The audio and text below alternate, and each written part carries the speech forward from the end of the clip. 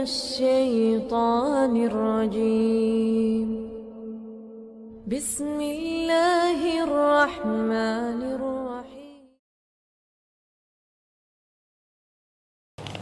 Bagaimana cara mendoakan orang tua yang benar?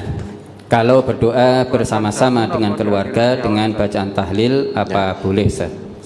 Mendoakan orang tua tidak harus dengan bahasa Arab, ya. Boleh dengan bahasa yang kita paham. Kalau kita tidak memahami bahasa Arab, karena bahasa Arab bukan bahasa ibu kita, maka boleh dengan bahasa Jawa atau dengan bahasa Indonesia. Ya Allah, ampunilah dosa-dosa hamba dan dosa-dosa kedua orang tua hamba, serta sayangilah mereka berdua ya Allah, sebagaimana mereka berdua mendidik dan merawatku sejak aku kecil. Nah, itu bahasa Indonesianya. Atau dengan bahasa Jawa. Yang penting dengan bahasa yang kita paham. Kita memohon kepada Allah itu hendaknya dengan sesuatu yang kita paham dan kita mengerti. Bukannya Allah tidak mengetahui apa yang kita mohonkan, namun hendaknya seseorang yang memohon kepada Allah itu memahami apa yang dia mohonkan. Meskipun Allah itu maha mengetahui apapun yang kita mohonkan, sekalipun kita tidak paham bahasa Arab tapi hafal doa-doa yang dalam bahasa Arab itu, Allah yang mengetahui apa yang kita minta. Namun kita ternyata tidak paham apa yang kita mohonkan.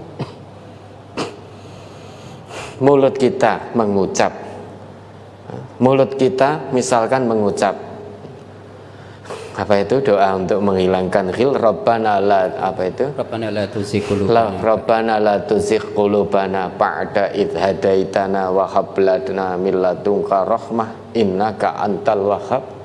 Rabbana apa ya? La taj'al fi qulubina itu loh. Rabbana la taj'al fi qulubina Rabbana la taj'al fi qulubina ghillan lil ladzina amanu Rabbana innaka raufur rahim. Lisan kita mengucap itu, padahal kita tidak paham. Bukti kita tidak paham dibuktikan dengan perbuatan. Padahal kita mohon kepada Allah, ya Allah, Rabbana la taj'al fi qulubina ghillan lil ladzina amanu. Ya Allah, jangan Engkau jadikan di antara kami, di antara orang-orang, jangan Engkau jadikan dalam hati kami ghil terhadap orang yang beriman.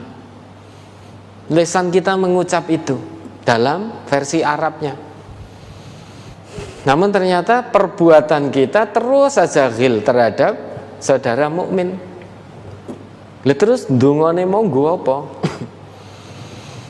Kalau Ustadz senantiasa mencontohkan al-Ustadz almarhum itu, Allahumma ighfir lahu warhamhu, lisan kita senantiasa basah dengan ayat ihdinas siratal mustaqim. Ya Allah, tunjukkan aku pada jalanmu yang lurus.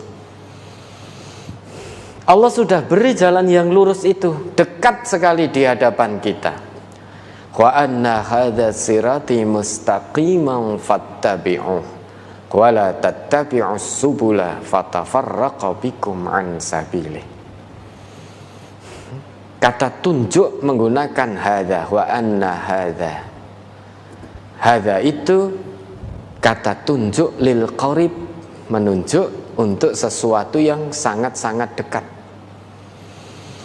Kita mohon kepada Allah dengan versi Arab, ihdinas siratal mustaqim, namun perbuatan kita ternyata jauh dari jalan yang lurus itu. Padahal jalan yang lurus yang kita pinta kepada Allah setiap saat itu sudah dijawab oleh Allah dekat sekali, ada di hadapan kita, ya, berupa Al-Quran. Itu jalan yang lurus, dekat sekali. Coba sekarang di sekitaran kita, bahkan kita bawa kemana-mana, kan di HP-nya banyak itu yang ada aplikasi mushaf Al-Quran. Bahkan di dekat kita, kanan kiri kita itu dekat sekali. Wa anna hadza, maka yang Allah tunjukkan dengan kata tunjuk dekat. Wa anna hadza sirati mustaqiman fattabi'uh. Ini loh jalanku yang lurus yang kamu minta terus itu, yaitu Al-Qur'an. Sudah dekat sekali denganmu. Maka fattabi'uh, kalau tadi kamu meminta agar aku tunjuki ke jalan yang lurus, jalan yang lurus sudah aku berikan, maka sekarang ikuti jalan lurus itu, agar kamu tidak tercerai-berai dari jalan Allah. Tetapi kebanyakan manusia ketika minta diberi oleh Allah malah tidak mau mengikuti apa yang dulu dipinta. Ini berarti lesan mengucapkan sesuatu, namun kita ternyata tidak paham. Nah, kalau doa itu memang bacaan-bacaan sholat, memang harus kita baca versi Arabnya. Tidak boleh kita sholat baca Al-Fatihah karena tidak bisa versi Arabnya terus dirubah dengan bahasa Indonesia, itu tidak boleh. Alhamdulillahirabbil alamin, segala puji bagi Allah, Tuhan semesta alam, Ar-Rahmanir-Rahim, yang maha pengasih lagi maha penyayang. Tidak boleh kita rubah karena itu ketentuan agama. Doa yang harus diucapkan dalam sholat dengan versi Arabnya, tidak boleh dirubah dengan bahasa apapun.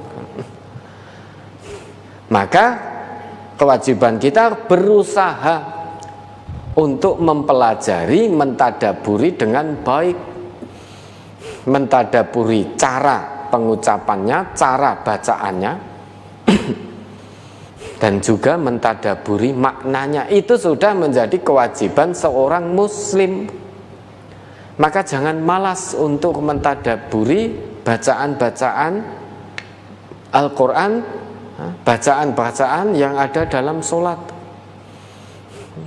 Butuh usaha, Allah akan mudahkan. Nah, kalau mendoakan orang tua tidak tahu Arabnya, maka boleh, karena itu bukan merupakan bagian dalam sholat, kecuali kalau doa itu jenengan ucapkan ketika duduk di antara dua sujud, mohon ampun untuk jenengan sendiri. Rabbighfirli, Rabbighfirli. Tidak boleh dirubah, ya Allah ampunilah aku, ya Allah ampunilah aku. Tidak. Maka kalau di luar sholat silahkan dengan bahasa apapun. Bahkan dalam sujud saja, ketika sholat-sholat bacaan-bacaan yang sudah ditentukan syariat sudah dibaca, diselesaikan, dalam sujud yang panjang memperbanyak doa, silahkan doa dengan bahasa apapun